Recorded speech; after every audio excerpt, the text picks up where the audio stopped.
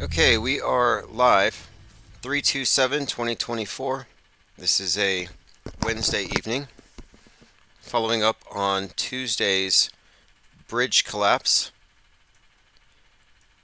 and Monday's, I guess, the drama with P. Diddy, and what was before that? Russia. One after another, cycle of psyops, nonstop onslaught, and we knew this would happen. We've been well aware that this is the practice that there's going to be an onslaught, nonstop psychological warfare operations to keep people from having any kind of objective standpoint, to keep them leaning on media for their interpretation of reality, and to keep them malleable. So they spend all their money on their way up to the voting booth, supporting their next leader. And again, this is where all conspiracy theorists end up as well. Whether you're mainstream or alt media, they all end up at the voting booth. And I'm really trying to separate from that. And I think the way to really make this work is to observe how people respond to the psyops. And the people who are triggered into reacting, who follow like sheeple the various influencers and these various alt narratives, it's pretty easy to differentiate what we're doing from what they're doing. We're trying to maintain a stable, skeptical posture. And that's not easy to do if your skepticism is only pointed at the other side in a bifurcated psywar. It's belief system versus belief system. And here we are. It's like, no, we have an operating system, very different from what everyone else is doing. I'm going to go ahead and open up phones right now. 505 349 0420.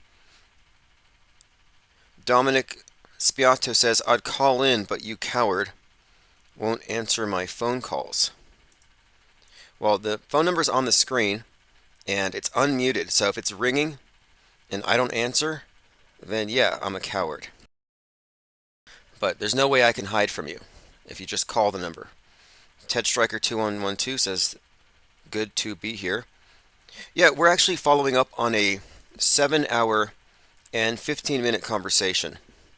Armin Reed was there and a few others. We were checking out the Discord server, and I'm just looking at it as, you know what, this is going to be a great asset to what we're doing here. There's a lot of people who don't call in who have a lot to say, and there's a lot of people who want to talk to each other without it necessarily being on a live stream with one topic. I mean, we went through a wide range of subjects. And we were discussing a lot of different things. Media, I guess, epistemology, philosophy, how wider society is responding to this skepticism, and in this era of people being unable to tell real from fake, and it's expanding beyond just visuals. You won't be able to know if the next album you listen to was created by a real artist or not. Maybe it's just some guy with a prompt. We live in a prompted, I mean, it's really, these prompts are incredible. And when it comes down to it, when you really look at at a fundamental level, the world stage construct, our internal concept of the world, is just reality as we perceive it, augmented by their stories, by their visuals, by their narratives. Like nothing's really changed, but what has changed really is the means of production have been democratized. And now anybody anywhere can make anything, and it's a leveling of the playing field, but it's also part of this process of information being rendered irrelevant. Aldous Huxley talked about the sea of irrelevance, which is why we're in a raft. If you're not on the IPS raft, you're drowning in the sea of irrelevance, whether you know it or not. The Discord link is ips.monster. Just go to the main site, scroll down, enter Discord there. And Dominic is correct, Discord is terrible. And we had a pretty good platform there, and it was pulled because anti-vaxxers. I was just being true to my own values. I'm a free speech absolutist, and we ended up losing the channel as a result, but I decided to really stand on that. I didn't want to change midstream. And looking back, I don't think it's fair. I think it's totally fair to say you can have your platform here, but don't talk about this issue. And if we don't agree to that, we shouldn't go in. But we went in there and they're like, yeah, you can talk about anything. It's free speech. And then midway through this thing, they're just like, yeah, we're going to change the rules now. Now that we're already attached to it, we've already built our culture, we have our memes, and suddenly we're wrong. Suddenly we're bad. So they changed the rules and we lost our platform. So I'm not mad, no matter what anybody said that might have gotten us pulled. Really, my ire is really focused at Discord itself, a bunch of sellouts. But they do have a nice platform. At least the chat rooms are nice. So if you want to join us there, and not only that, in fact, we exhausted Craigbot. Craigbot, the bear, he was in there recording, and he can only handle 6 hours. Now I'm going to take these conversations wherever they go, and I'm going to upload them into the 24/7 live streams. So when I'm not live, the chat room is still on, and we still have a healthy number of people. If you look, we have 150 listening right now. It's probably more than that because I'm not able to count all the audio streams. But the live Twitter stream, if you didn't know, we have a live channel on Twitter. It's IPS Think Tank. And it's maintaining a pretty steady stream of people joining in. Dominic says, I got major S to talk about when being gang stalked. Yeah, call in. And if you're not able to get through on the phone, try Discord. We'll talk about gang stalking. I've been gang stalked at least twice. Twice that I know of. I mean, if they're good, you wouldn't know, right? And these days, we're stalked in ways we probably don't even know. For example, I took a walk on the Equinox, about 3.6 miles out, 3.6 back, 7.2 miles. And I didn't know this, but lo and behold, there on my phone, it's like, you walked 16,000 steps today. And I start scrolling through it, and I'm like, wait, this has counted every step I have taken since I've carried this device. So I'm scrolling back, and I'm like, wow, I used to walk quite a lot. I used to do 5 miles a day. And there's a secret to it if anybody wants to know how to get yourself to walk 5 miles a day. And you don't have to be a tremendously motivated person. There's a trick to it. But my point is, I was just able to see that this entire time, somebody's been counting my every single step. If I had been, let's say, wandering outside of my house during 2020, it could have been easily, that information could have been accessed. Not just how many steps, but where I have stepped, how many breaths I've taken. Probably counts every time you laugh. Did you laugh at this particular meme? Oh, you found this meme funny on this day? Thought criminal. It's like that movie Blade Runner. They're going to be able to identify an auto hoaxer, a free thinker, a non-believer in mainstream lies. If you're not triggered, why wasn't your heart rate up? We just had a national tragedy. I don't see anything here indicating in your biometrics that you were crying that day. What's wrong with you?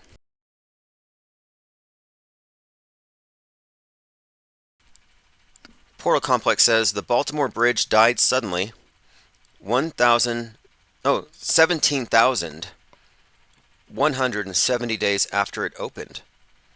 When modern Freemasonry began, 1717. Interesting. Look, I find all kinds of fascinating connections when I look at that. But as a rule, we'll see. I'm just going to withhold judgment. But on 4/9, if Armageddon hasn't happened, if earthquakes haven't split America into four pieces, if aliens haven't come down, if there's not a major plot twist on 4/8, just a bunch of people having a good time looking at the eclipse, we're going to have words with a lot of these internet prophets. And I understand hopium. Like, I had really hoped that on 3/15, as according to one of the prophets, I was really thinking that maybe Taylor Swift will end up at the bottom of the Bermuda Triangle. Didn't happen. Anyway, back to the rate limiting. Soon they're going to say, as a carbon super spreader, this is how much damage you've done in your life to Gaia. So you're going to have to recycle this many things or limit your steps. You're not going to take 15,000 steps a day. Can you be more reasonable? 10,000 steps. Can you hold back? Can you stay home today? Can you quarantine today? Can you lock down for Gaia? So you have quarantine days, but then you have lockdown for Gaia, lockdown for Fallout. But it's going to be really confining. You're like, okay, I've walked too many steps, so I have to stay home. But then if I'm tweeting all day, I'm going to exceed the rate limit of 6,000 tweets. If I'm walking, I'm not tweeting as much. So it's like you have to find the balance between meetverse and metaverse activity. Or you're going to be locked down. Voluntarily, obviously. Skyfish says, adds a whole new meaning to Every Breath by the Police. I would mention that that's what it was about originally years ago, and people would call me. Oh yes, Every Breath You Take. And that's probably very popular among stalkers. It's a very stalkerish song, but yeah, they have been monitoring us passively with our permission. And people reference 1984 all the time, like it's some nightmare scenario. And I think they realized early on, you're not going to sell people on this nightmare scenario where there's no privacy. So what they did, and this is genius, is they taught us that there's no value in privacy. You must commodify it, make everything public, become transparent. Take your family photo album, publish it online. Take your inner thoughts, publish them online. So now the internet's become this thought reading machine that also does total surveillance inside and out. It tells Big Brother stuff he didn't want to know. And it's done voluntarily. And it's incentivized, not just money, because very few people are making money off of it. It's just by clout. It's by whatever rush people get. You know, this mass exhibitionism, the mass conflagration of privacy itself. And they trained us this way. Lose your privacy for safety's sake. Lose your privacy for social gains. But my point of it is, Big Brother doesn't need to sneak a camera into every room in your house and monitor you. They train you to monitor yourself. Like reverse psychology or something. Ted Stryker says, I watched a 5-minute video of the bridge collapse, and midway through it was edited. A passing car suddenly moved from one end to the other within a second. 30,000 cars a day cross over that thing. And yet they were able to they were able to stop people with a Mayday warning. And Mayday may be a clue. You see, Mayday's a warning, but Mayday is also the communist holiday. So there may be something here about shutting down our system to save Gaia. It's a common theme. You know, like that movie Snowpiercer. You got to stop the train because Gaia is going to die if we don't stop that we're at the point where action against the system is now justified. So there may be some subtext to the Mayday and the bridge being taken down. I'm kind of thinking there is, but another interesting point is that the 6 who are said to be dead are migrants. So you have migrant workers as an element to the tragedy, and they were all soccer fans. So what is that? Another element. And this is fascinating. So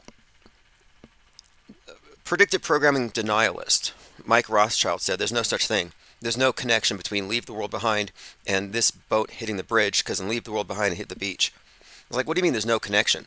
Leave the World Behind, White Lion, 1619, oil tanker symbolizing climate justice, 1619, the justice for systemic racism. That's kind of what 1619 implies. And then, of course, the boat crashing, kind of like the Titanic. It's all symbolic. This is all metaphor and narrative. But he said there's no correlate, no connection. Well, there is.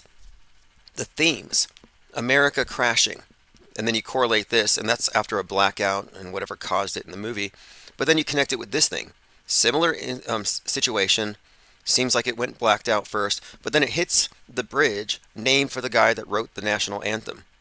So the national anthem bridge being destroyed obviously resonates with the White Lion, which is the first ship to bring slaves over, and they arrived in 1619. So there is already a connection in theme, in symbolism. However, Mike Rothschild denies this. So Synchromorpheus did a little research and posted the results, and it turns out that in San Francisco there was a monument to Francis Scott Key, and it was called, or rather it was removed. They called it a monumental reckoning, and they removed it. And they removed it because they replaced it with a monument to the first Africans brought over in 1619. So you have the 1619 connection. They replaced the Francis Scott Key, which had been vandalized by BLM. So this was a strategic takedown of this monument. So there's a direct connection here between the 1619 Francis Scott Key, the Francis Scott Key Bridge, leave the world behind. These are contiguous narratives that are connecting the Netflix and other mass media entertainment with the news events that are obviously scripted in advance. Like these are not spurious, these aren't specious connections, we're not cherry picking. No, this is narrative continuity. There is no meaningful distinction between Hollywood and the news. I mean, we figured this out years ago. And I'm not waiting for Normieville to catch up. We're just, honestly, we are cutting edge media critics and we're calling it like it is. Yeah, thank you, Mark Foley. They're also blaming dirty fuel as a cause for its loss of power. Oh, dirty fuel. You mean like the oil tanker, climate justice? You see how they bring all these issues into it? Tyrone McCloskey says the story behind the famous 1830s painting The Raft of the Medusa is similar to the bridge ship catastrophe. Now, there's a painting I've referenced a few times in Leave the World Behind, and not the paintings that change, but rather there's a map in Leave the World Behind. And it's a map of America. They show it upside down, which is representing a state of emergency, for example. But it also is conspicuously, and I searched for it. I searched map in Leave the World Behind, and I find my own article on it. But anyway, here's a picture of it. And if you're not familiar with this map, one, it's got the X through America. And here we are approaching the eclipse. A couple of things about this. The eclipse on 4/8, that's Chandler Bing's birthday. You know Chandler Bing from Friends? Friends was a major part of this movie. Chandler Bing, who died on 10/28 during a lunar eclipse. So his birthday as a character on the eclipse. He dies on an eclipse. So there's something there with the eclipses. His death date, 10/28. Well, Leave the World Behind was released on 12/8. The boat hits the bridge, 1/28. Interesting connection there. 1/28 Challenger explosion. But anyway, so here we are looking at this map, and it basically has a compilation of America's crimes against the indigenous, crimes against humanity, basically America's sins. So America's reckoning to come. That's what the 1619 boat, the white lion crashing into the shore, represents. But the Xing is what I'm drawing your attention to because it ties in Chandler Bing and the Friends aspect to this movie. And of course, the eclipse coming up on 4/8, the Xing of America. And this is about a judgment. That's what this is about. So the Francis Scott Key National Anthem Bridge being destroyed may even correlate to Colin Kaepernick, who started the whole thing with kneeling during the national anthem. And this, of course, preceded the controversy over the so-called black national anthem. So this is a reoccurring theme. And one more thing, and I brought this up yesterday, Colin Kaepernick and his publishing company it's all connected to this 1619 project, which is also embedded into Leave the World Behind. And I know right now there's a movie being made on Colin Kaepernick's life, and it's being filmed by Spike Lee. And if you look them up, the first picture that shows up is Spike Lee and Colin Kaepernick hanging out at a basketball game, and they both have, well, he has a 1619 on his hat. So again, this is a very significant number. 1619 is to the left what 1776 is to the right. And this movie is about the worlds colliding, two views of America, this massive reckoning. That's why BLM destroyed a Francis Scott Key statue. That's why it was replaced by a statue commemorating the first Africans that landed here in 1619, who were then enslaved. I'm going through some comments. Yeah, the Salvador Dali connection. The fact that the boat is called is by a Dali. It's a Dali, surreal. Yeah, 6 presumed dead in bridge collapse were immigrants, soccer fans, and family men. See how they personalize this? This is definitely meant to attach to people's heartstrings. Strange how they do this, and I think it was Someone else had pointed this out. Like, why are they identifying them by their affinity for certain sports teams, for example? Like, three Kansas City Chiefs fans froze to death, for example. Like, it's kind of an interesting. Like, what happens if I have some untimely end? How is the news media going to define me? You know. Let's move on here. Young Miami accused in court of transporting pink cocaine for Diddy. We'll get into the Diddy story here soon too. I don't know how connected these things are, if they are, and there are plenty of reasons to think it's all fake truther bait and chicken feed.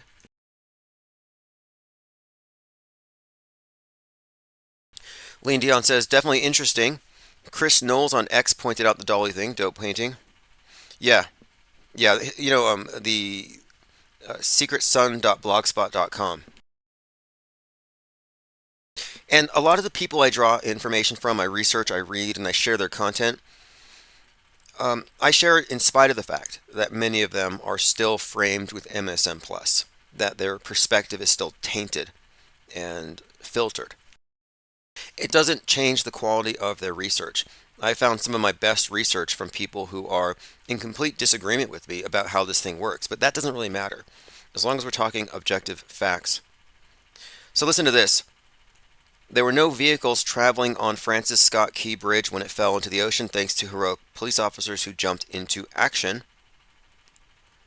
And then there's one of them here says he was a first responder said one of them was shaken up, nothing major, the good Lord was on his side, the other six are presumed dead. Now I find that to be a comment in bad taste. You don't say the good Lord was on his side, but these guys, nah, don't know what they did. Like, come on. Now, we've been talking about these connections, the correlation between predictive programming and more poignantly, the concurrent programming, undeniable. These are evidences of this contiguous narrative building that transcends the distinctions between entertainment and infotainment news. So we've been talking about this for some time, and Peeker Seeker Boy on Twitter said, could this not also just be people being paranoid?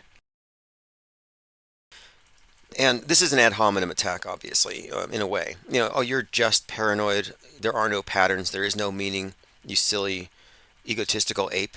Nothing means anything. What are you trying to do? Suggest that there's a purpose to life? No, but, he said, you are possibly being paranoid. So my response was this. If you were a little more researched, you wouldn't be asking that question. Instead, you would evaluate whether or not you're really too smart to be influenced by sophisticated marketing tactics, and whether these have been weaponized by the government against you. Because that's really what we're suggesting here. We're suggesting that media isn't what we've been told, and that it's far more concerted and uniform, and its purpose is worldview formation, maintenance, maintaining us in a closed system of ideas, a hyperstitious reality that keeps us completely moldable in this hive mind. It's a Truman Show.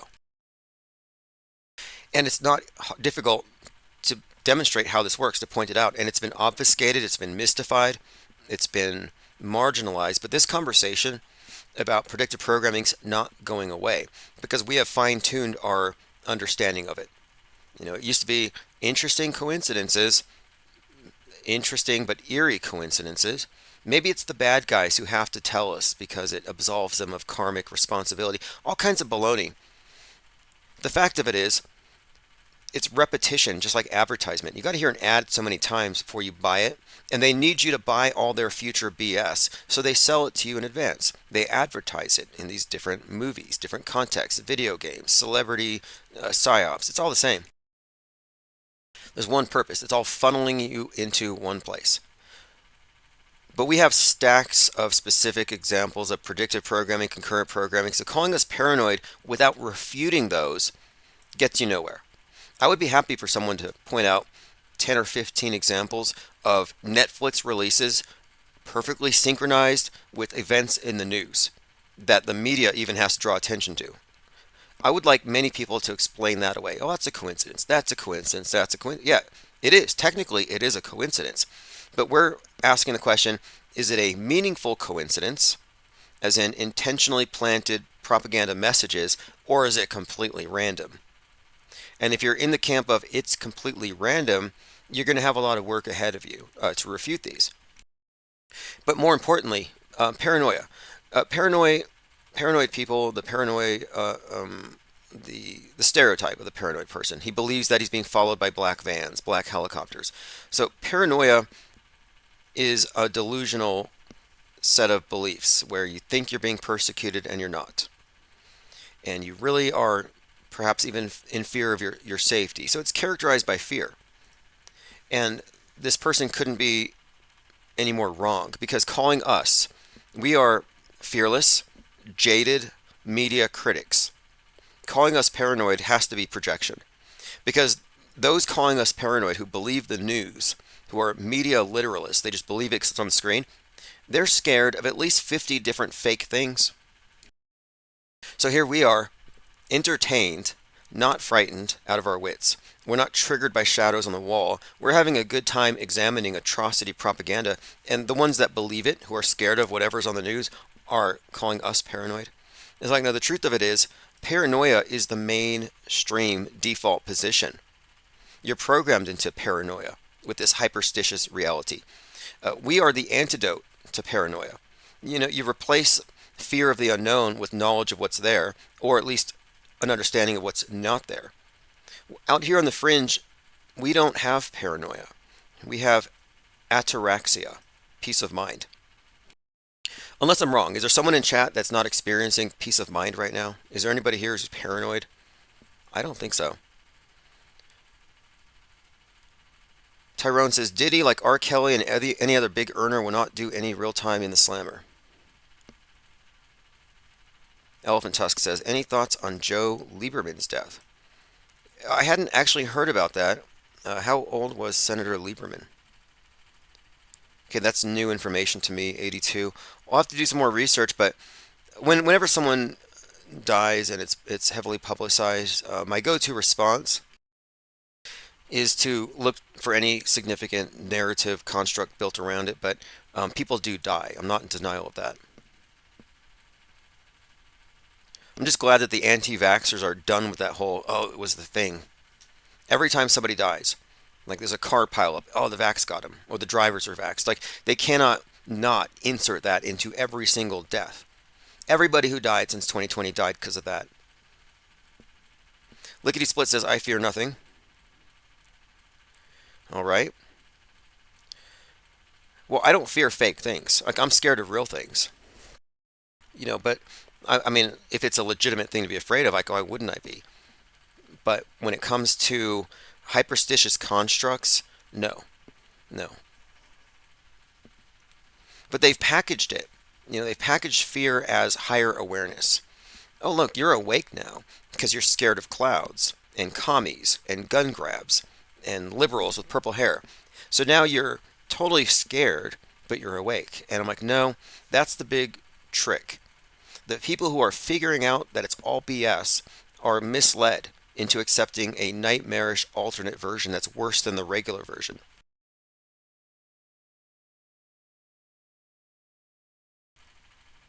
Dewis and Paris says, I'm not even annoyed anymore, let alone paranoid. Good. Now, being called paranoid, again, it's not an insult, ad hominem, logical fallacy. Let's just stick to the facts. I mentioned this book yesterday, and if anybody wants to get a copy of it, I linked it on my minds.com. It's called Red Star, The First Bolshevik Utopia. Again, the very beginning of the space program, before NASA, decades before NASA, there were a lot of people a part of this movement called cosmism. And the idea was that mankind's future evolution, physically, spiritually, and otherwise, will be facilitated by the space program as we go into the stars, that we're evolving into this new species. And I think this is where aliens have their real genesis. Because they were deliberately taking inspiration from New Age, occult, and science fiction, and they were rebranding a lot of religious concepts, spiritual concepts with science. And this is where, of course, we get our aliens. So I'm looking at this book, Red Star, about space communism, and it has a couple of things I want to point out. It says a Russian scientist revolutionary travels to Mars to learn and experience their socialist system and teach this on his own world. In the process, he becomes enamored of the people and technological efficiency that he encounters in the new world. Now, this is again way before NASA, way before the moon landing, and they're already having these ideas of space communism. This is where it starts. Now, they get to Mars on an Etheronef, a, Etheronef, a combination of nuclear rocket and anti-gravity device, whatever the heck that is. But again, I just wanted to make this point because I've been talking about how there's a strong correlation between the beginning of the American space program, Jack Parsons, the mix of the occult and science fiction, with space utopianism tied into this new age heaven, which is what space is. It's actually a new age concept. It's not a place that we're going to. It's a way of describing heaven in scientific terms, terminology. But it began way back then. All right, moving on. G33 says, how can you fear something you haven't experienced? Here's how. The meta scripters, the writers, the executors of the PSYOP entertainment complex behind perception management, the marketers of all these bad ideas and atrocity propaganda, they have tipped us, as far as our balance, into living more through the screen and the internal concept of the world, the world stage, than the real thing. So we exist in the real world, and then we have our augmented concept of it. And they have gotten us to the point where we accept any construct that they put into our internal concept. So now school shooters are a thing. So now Chinese space lasers are a thing. They can introduce things, and now they exist. And the people who primarily operate through that screened reality with all its built-in assumptions are going to fear what they're told to fear. And those who don't, who aren't hardcore believers, are kind of like, the way I kind of look at this thing is like, this is the default church, a default belief system, and some are more God-fearing than others. So some of them aren't necessarily truly afraid of nukes. They certainly don't act like it, but they believe in them, and they will definitely pay for their military to protect them from the guys with the big bad weapons.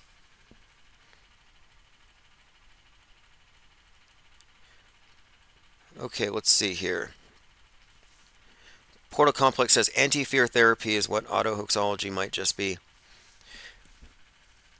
Now, I'm not anti-fear. Again, like there's a reason for your natural responses to things that might represent a threat. I'm just suggesting here that the triggering ability of the ability of the media to trigger you suggests that you have some kind of toxic bond there, and it's okay to sever it.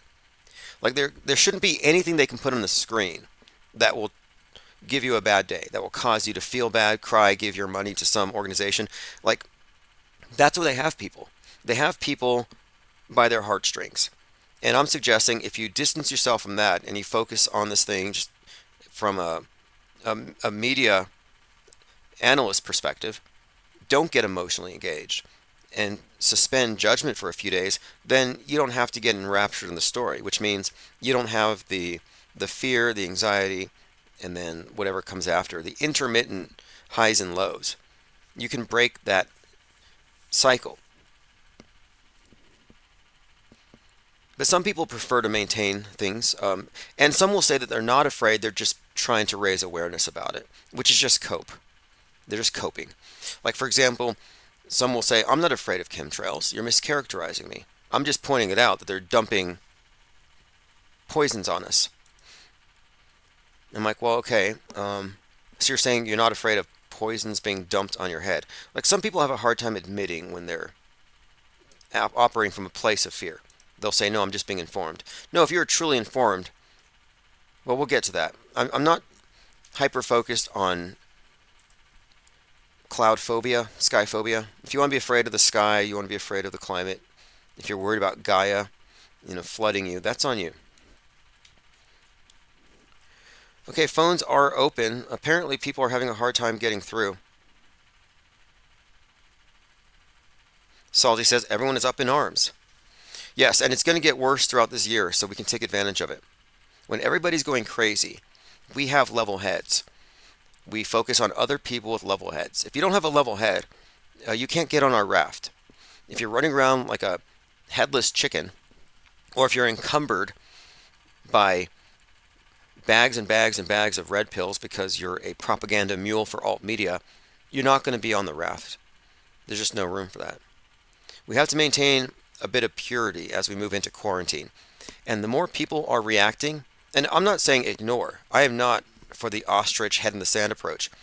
I'm more like, my approach is more like about becoming more informed. So, for example, I know more, generally speaking, about the news stories that people are overreacting to, that they just believe because they saw it on the screen. They don't know the nuance. Like, oh, I heard about that tragic event in Russia. It's so sad. It's like, well, do you really know anything about it? They don't. We're joined by Conspiracy Thug. Thank you for joining. Tyrone says, during widespread panic, you can always get a good table without reservations. See, that's exactly what I mean. That's my attitude on this. So everyone's running to their influencers. They're running to the voting booth because they're trying to save the world. And we're going to stand out and stand apart. And that's where the parallel media emerges. We're the ones who aren't reacting. We're responding. But yeah.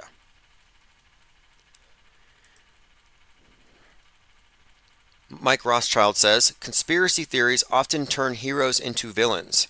The pilot of the ship that hit the Key Bridge was not a Hamas infiltrator, a Ukrainian Nazi, a DEI goldbricker, a vaccine-injured zombie, or a deep state plant. He was a hero who did his job and saved lives. Now you can laugh at that, but that is the take from an MSM perspective. The mainstream mediated mind is going to be appalled at the MSM plus interpretations. MSM says, this guy's a hero, he saved lives. MSM plus says, oh, no. This was a real tragedy, but it wasn't an accident. This guy was a Hamas infiltrating Ukrainian Nazi hired because of DEI low standards, and he was vax injured. And obviously the deep state put him there because they knew this would happen. So that's MSM plus. And that perspective adds on to the initial story with the assumption it happened as portrayed on the screen. And our perspective is, did it even happen? So it's not a who done it, Nazis, Ukrainians, DEI hires. No, it's a what is it? It's a psyop. And I can tell you confidently, this is a psyop. Nobody died, nobody cried, because it's completely contiguous with the storylines laid out in Leave the World Behind and probably 50 other movies and video games we haven't even uncovered yet. These things do not occur in a vacuum. They prepare us for these things. It's in our subconscious. We've been primed for this. But no, this is not the MSM or the MSM plus version of events. This is MSM minus. We don't have enough information to verify that it even happened as described. My take on it, my guess at this point, controlled demo.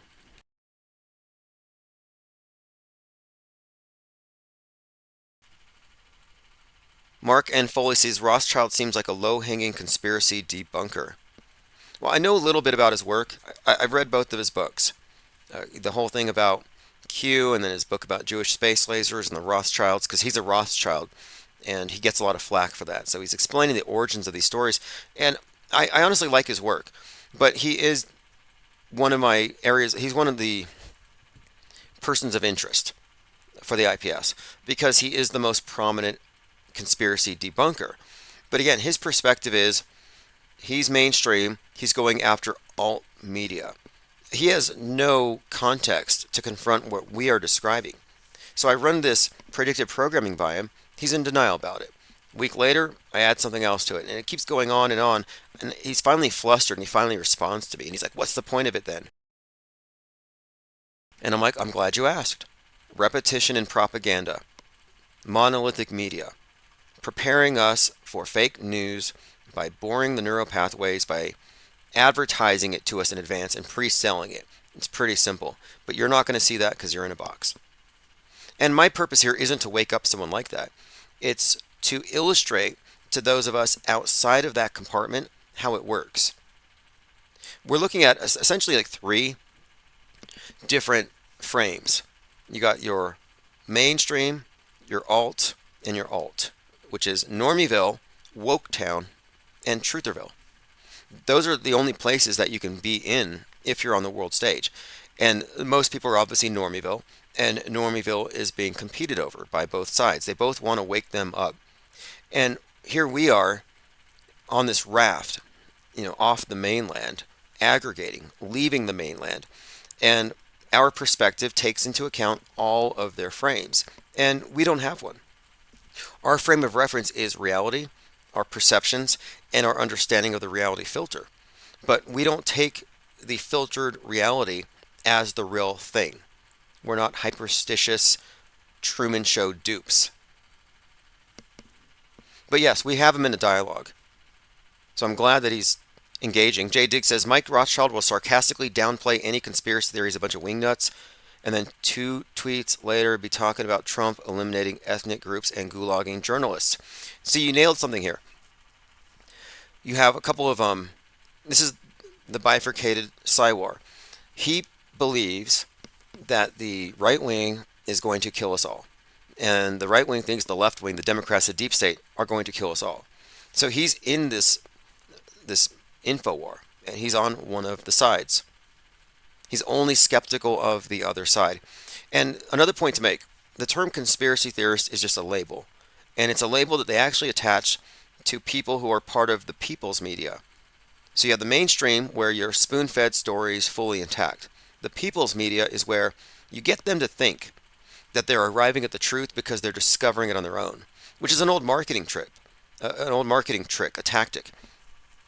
You get someone to discover something, then it's easier to sell them on it because they found it. It was their idea. So instead of saying, no, the news media is lying, this guy was put there by Hamas and he's vax damaged, they're not going to tell you that.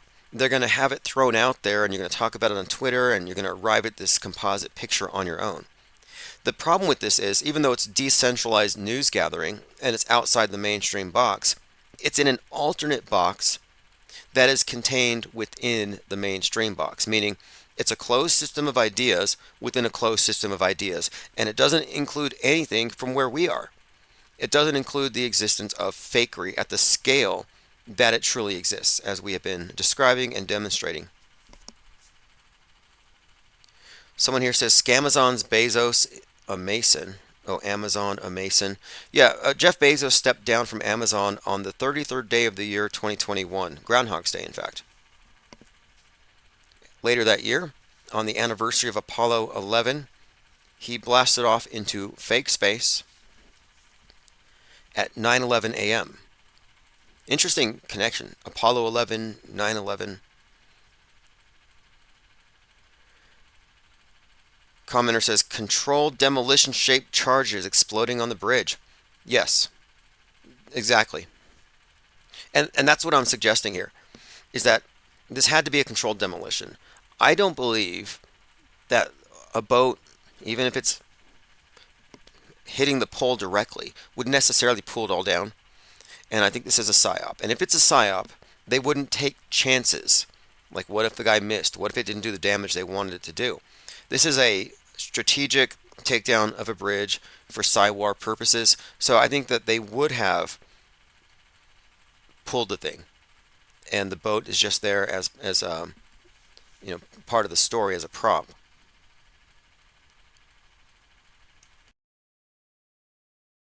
Lickety Split says, when I hear Dolly, I think of the first clone sheep, Dolly. Oh yeah. I think Dolly had braces. Does anybody remember a cloned sheep with braces, or is that a Mandela effect? G33 says, no thoughts on the full moon of the bridge thing? Yeah, it was coordinated with that. We says it fell too fast. Weird. Yeah, it fell into its own footprint. Somebody called Judy Woods. I'm thinking they had underwater direct energy weapons, perhaps. Or tactical nukes. Has Alex Jones said that yet? Tyrone says Miles Mathis took down cloning this week. Yeah, look, given their propensity for fakery, like moon landings, why would we think that they would be honest about cloning? And I have this theory about how they're going to fake AI. Like you may order a bot that is intelligent and converses with you, and it's actually going to be a remote worker, probably in their bedroom with a headset on, cosplaying essentially, remote cosplaying as an intelligent android. Like I don't think they're going to be able to do this thing for real. Jay Digg says the new Mountain Dew flavor is Key Bridge Kaboom. Yeah, no, that was weird. That was weird. If you're not familiar with this, when it was rumored that Maui was being attacked by Chinese space lasers, you had this Mountain Dew. Again, Dew, direct energy weapon. Mountain Dew comes out, and it was like Maui Blast. I'm like, wait, Maui Blast coming out just as this is coming out? What is that? Now, I would say this is how they create and reinforce a hyperstitious reality. The propaganda is not just on the screen. It's on the products, it's on the magazines, it's in the music, it's everywhere.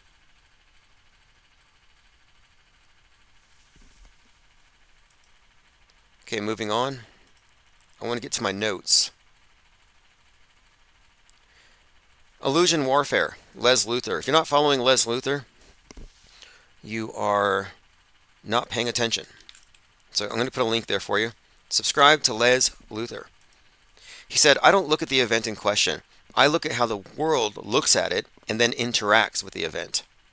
It's a double cross system, giving folks chicken feed every time, wasting your life online thinking you're solving some big mystery like a detective. Haha. Now, this is fundamentally true. The people's media think they're doing media, and it is. It's do-it-yourself media. We're alt media. We don't trust the mainstream. They're liars, but we can get our information together on X. And then Elon Musk comes out and he's like, hey guys, X is where media psyops come to die. So he's part of it. He's encouraging this people's media where they do it themselves. But again, the facts that they are using to assemble their own version are simply alternative facts. We have facts, rather establishment facts. There's three different types of facts. There's establishment facts, alternative facts, and then there are objective facts.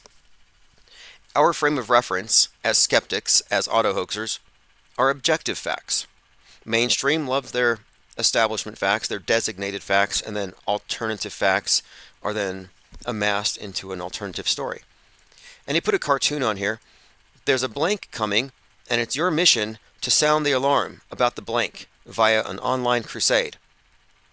Easily fooled, easily hypnotized online truthers. It's a good graphic. There's some military-age men coming. You must sound the alarm. Tell everybody, military-age men. There are tanks on trains being transported across the country.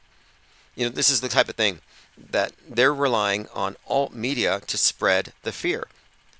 Now, if every psyop, not every psyop, but the ones that are based on terrorizing us, goading us through fear, because they have different types. They tap into all our emotions. But if they're primarily based on spreading a fearful story, like, for example, the terrorists are here, and the media is telling everybody, so everybody reacts. But the terrorists aren't real, but the reaction is real. Then you could argue that the terrorism itself is in the information that's internalized, and the people spreading it are therefore the terrorists. They're spreading the terror mind viruses. So the mainstream liars terrorize their own audiences. The alt media terrorize themselves.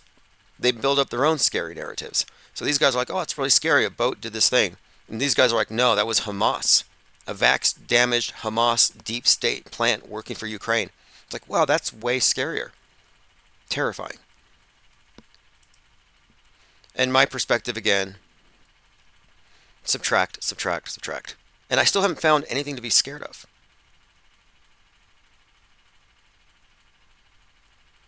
Constant Elevation says there's another movie about China causing power grid failure. Interesting. I'll check it out.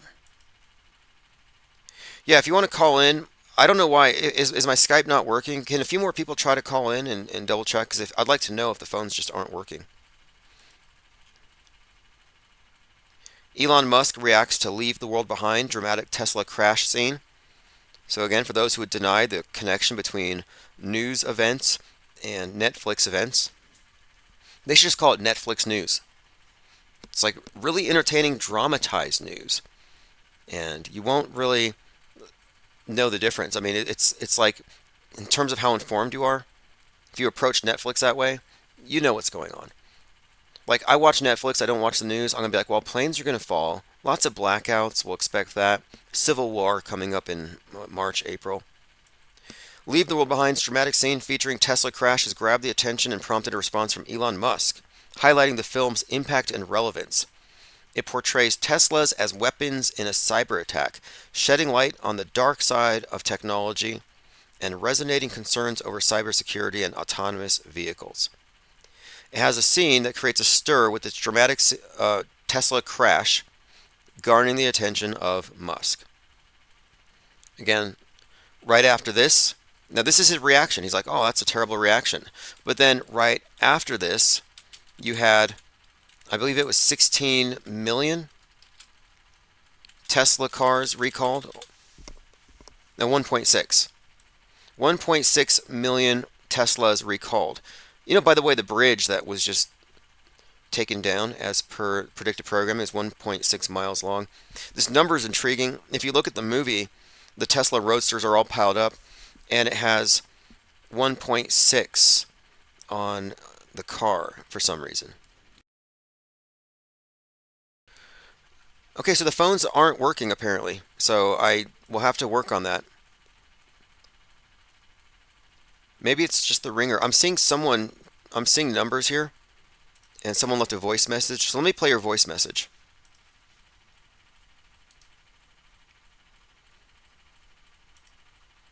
Okay, nothing. Just breathing? You're not even breathing. I thought he was just breathing on the line. Nope, no sound. So I am indeed getting your. I'm just gonna do an out call. I'm sorry. I'm doing an outbound call. So if you get a number you don't recognize, it's me. Infinite Plane Radio out call. Are you there? Okay, yeah, thank you for that. I wasn't sure why it wasn't ringing. I'm glad you got through. And I have another call as well coming through who's probably lickety. So what was your comment? We have 2 minutes per call. I just thought it would be interesting to see if because my phone calls always drop, and so I thought it'd be pretty funny if it actually went through, which it did. Pretty funny. Well, I called you. That's what. I called you. Oh, well, no, but I called and the phone rang and I left a message. Oh, okay. Hey, thanks for checking that. I'm gonna work on the phones. And by the way, what'd you think about the Discord today? Did it go over pretty well on your end? It was perfect. It was great. Yeah. Okay. Well, I'm just letting people know we're gonna be opening up Discord for conversations, mornings or afternoons, whenever I have time, and those will show up in the recordings later. All right. Well, thanks for the call, and I guess I'm gonna call out to the other person now. Cool, cool. And thanks for the Discord chat today. It was freaking just great, dude. Yep. Really enjoy it. A lot of interesting voices. Thanks for the call. Okay, so the previous person, I'm assuming you consent. Infinite Plane Radio. Aha, got you first, bro. Uh, so look, what do you think about the symbolism of the bridge and everything, and like the deeper effects as symbolism affects the mind in like subtle ways, subconscious ways? How much is that playing into this situation? This is what I'm thinking it mostly is. It seems like, because there's like way more symbolism in this than any literal or obvious aspects of it. What do you think? Okay, so the bridge, Francis Scott Key, it's almost like something about the national anthem. In fact, I think building up to the Civil War thing, and bridges, of course, represent agreements, like contracts between two different groups. Right, unions, yeah, a union, all that kind of stuff. Yes, But yes. do you think that the people that are watching this, do you think that it's going in there on like a subconscious level, or that they're picking up on that? that like they might have heard in like third grade that Francis Scott Key is the guy that wrote Star Spangled Banner, and now they're like 40 and they're like hearing that name again when they talk about this bridge and that the bridge is burning. Like, do you think that it's like people are recognizing that? Do you think that's something that people recognize or what? I think that our memories and our associations are grouped together in certain ways.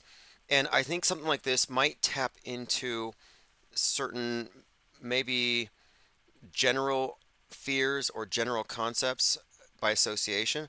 So, like a bridge falling might have some kind of sense of panic and being cut off from the Well, world. wasn't isn't that like a Jungian type of thing where like symbols affect people subliminally or whatever, on a subconscious level?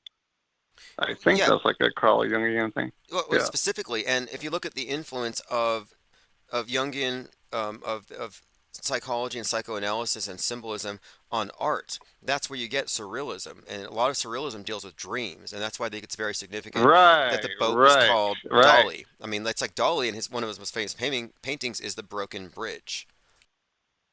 right, right. So this is exactly what I'm talking about. Like, I wonder how much of this is because it's so much like I don't know. It's more subtle. It seems like it's like 9/11 but like that's like as like an adverb, like that.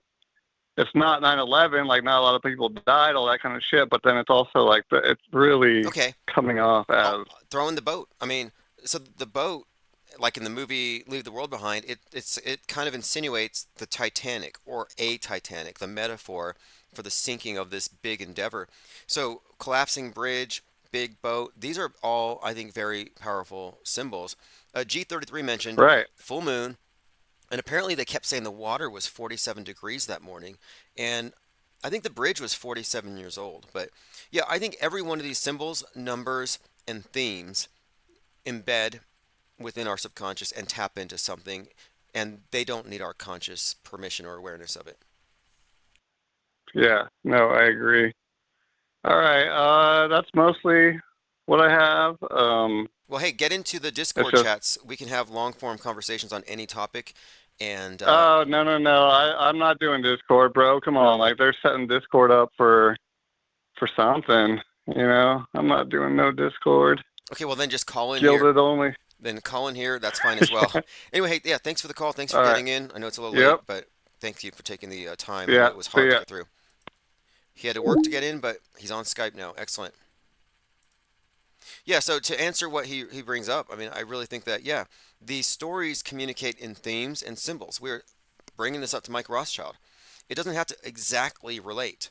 Like the boat hitting the bridge isn't the boat hitting the land, but it contains all the same elements. The Francis Scott Key, the 1619, the fact that they said it was dirty fuel. And then also, six migrants that died. Well, that actually has relevance as well because the movie Leave the World Behind is ultimately about America's relationship to immigrants, immigration, indigenous people, colonization, and slavery. Those are all major parts of it. And so the bridge is a huge symbol here. Francis Scott Key, national anthem, which is exclusive to everything before 1776, like the version of America is glorified. And the movie Leave the World Behind is actually an attack on America, specifically um, America's reaction to the Obamas and the White House, implying that Americans were racist, etc. The usual critique you get from the left. It's all embedded into that movie, and a lot of the same themes follow into this particular psyop event. And it's continuous. I mean, this is not something that is a one-time or one news event that's based in that movie. That movie has provided a frame of reference for every psyop since. And its Netflix release was 11/22, which is the JFK assassination date. Took place in zip code 11963, which relates to 1963, JFK's assassination. And then they released it in the theaters 12/8. So 12/8, 11/22, and 12/8, again, 128, 1028, Chandler Bing's death date, bridge gets hit 128. Lots of fascinating connections. Oswaldo says Discord, is that an FBI and CIA honeypot? It is. But we're only using it for the voice chat. That's all. We're using it for the voice chat. It's like a lounge. We can talk. It has some nice features, and it's only us. So we know more. We're more informed than most of the CIA and FBI who are highly compartmentalized. Hey, what's up, caller? Oh, hey, it's Lickety Split again. Sorry, there's one thing I forgot I wanted to talk about. The Lieberman thing. You didn't seem very interested, but meant to related to that. Is that okay? Yeah, that's cool. What is the deal with him? What am I missing? I mean, I'll have to look into it. Okay, yeah, I'll break down the basics of it. So he just died today. He's 82 years old. Um, it's allegedly fall related. So apparently he fell, and then now he died from whatever happened with that fall. But just like 2 days ago, he was on Fox News. I've been doing my opposition research, and I think I even saw it somewhere at some point. Like 2 days ago, he was on Fox News because he was the vice president candidate for, I think, Kerry against Bush back in the day or something like that. And so now he had just now transitioned to the new party, which is that whole no labels party. Are you familiar? Yes, I am.